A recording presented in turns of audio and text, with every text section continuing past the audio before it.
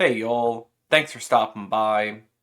So, the past few weeks for Donald Trump on the campaign trail have been a little controversial.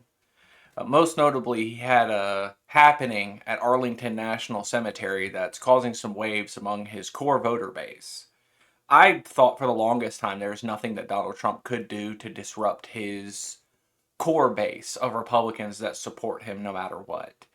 After the stuff he said on the campaign trail in 2016, to still win that. I remember it was the reporter that he mocked for a physical disability, and then the stuff with John McCain, saying he's not a real war hero, that he likes his war heroes to not be captured.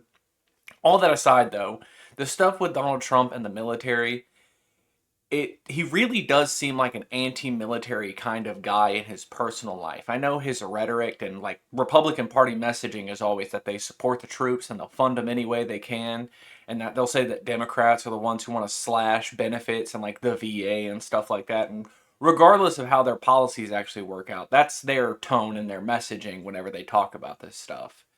But Donald Trump just does not care. Aside from the John McCain stuff, it was, I mean, I want to say it was less than a month ago where he compared the Presidential Medal of Freedom to the Medal of Honor, which I don't know how much you know about those two things, but at least you should know what the Medal of Honor is because, I mean, there was a video game about it. It's a really special thing to get that award. Usually you get it after you're dead because you did something crazy to help the people you were serving with in the armed forces. The Medal of Freedom, you've seen that in memes all the time. Like, I know you've seen that picture of Obama giving himself a medal. That's the Medal of Freedom. You can give that to anybody at any time while you're president. Trump gave it to people who supported his campaign. So it's a very strange thing to try and compare the two, but then to say that one is better because you look prettier after the fact, it's just Trump being Trump at this point. That's the problem with going off the cuff and not being scripted is you say really heinous things sometimes. But that's not the worst of it. The worst thing that he did with the military over the last month was the thing at Arlington National Cemetery. I don't know if you're familiar with that place, but you've seen pictures of it. It's all the white gravestones. I know you know what this place is. Trump was invited there by a family. A member of their family was in service and they died and they were being buried there. They were in an area of the cemetery of fresh graves. You're not supposed to film there. I don't know if it's exactly illegal, but it's not allowed by their policies. And Trump's team tried to do that. They did actually record some stuff while they were on the grounds.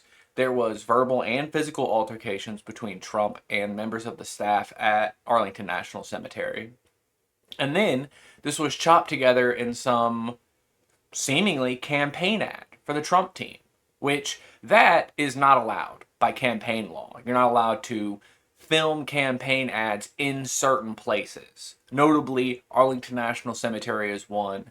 I believe there's another one that's like the Rose Garden. You're not allowed to do that as a political hopeful, as an aspirant. I believe there was some lady, Vanessa Gomez, who was running in Arizona. She did that. She got into a little bit of trouble for it. She lost her race, so that doesn't really matter.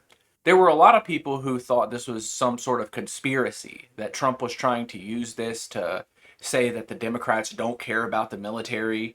Something like, we were here for this official event and the Biden Harris campaign didn't show up. They don't care about your military families. And it turns out Fox News did report it that way, which is insane to me because anybody who knows the specifics about what you're allowed to do at Arlington National Cemetery knows that this was not an official event.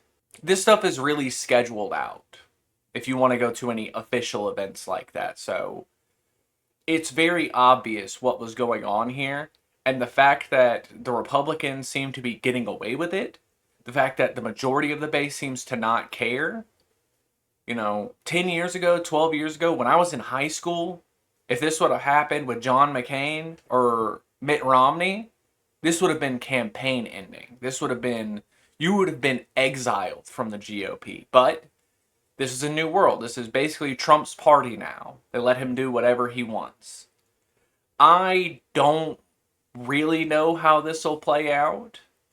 What I really am excited to see is how this will look in the next couple of years. With the GOP being so behind Donald Trump and excusing all of the heinous things that they would revile people for not even 20 years ago. What's going to happen after he's done with? He's pushing 80. I don't think he'll be able to run again in 2028. And I don't think he's going to win this year. So, what's the GOP going to look like in the future? I I don't know. I'm excited to see it because I love to see conservatives suffer. So, I guess until we get more news about the failures of the Trump campaign, until we see them denigrate the military even more, y'all try to have a good day.